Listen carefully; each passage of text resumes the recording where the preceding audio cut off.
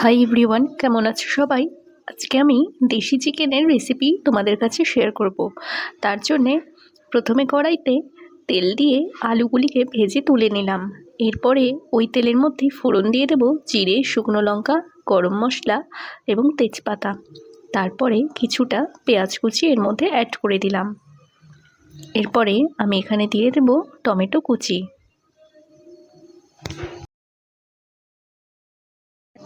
এবারে টক দই, হলুদ, লবণ ও লঙ্কার গুঁড়ো দিয়ে মাংসটিকে ম্যারিনেট করে রেখে দিতে হবে।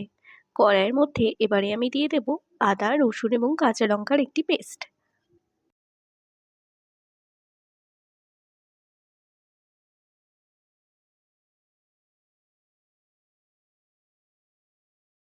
তেল ছেড়ে আসলে আমি দিয়ে দেব জিরে এবং ধনে গুঁড়ো। মশলাটিকে এবারে ভালোভাবে কষিয়ে নিন।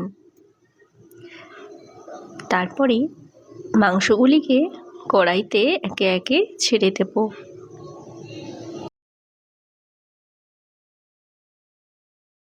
এবারে মশলার সাথে চিকেনগুলিকে ভালোভাবে মিক্স করে নিতে হবে।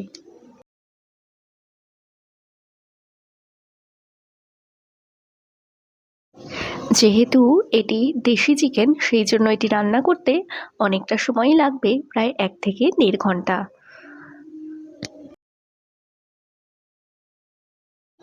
এবারে রান্নায় আমি কিছুটা পরিমাণে মিট মশলা মিশিয়ে দেব।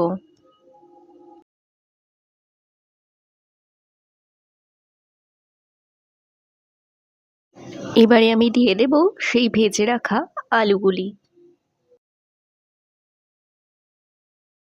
সবশেষে আমি এখানে দিয়ে দেব জায়ফল, জয়িত্রী এবং গরম মশলার একটি পেস্ট এবং কিছুটা ধনেপাতা কুচি। দেখুন, রান্নাটি প্রায় শেষের দিকেই। আজকের রেসিপিটি আপনাদের কেমন লাগলো সেটা আপনারা আমাকে কমেন্টের মাধ্যমে জানাবেন।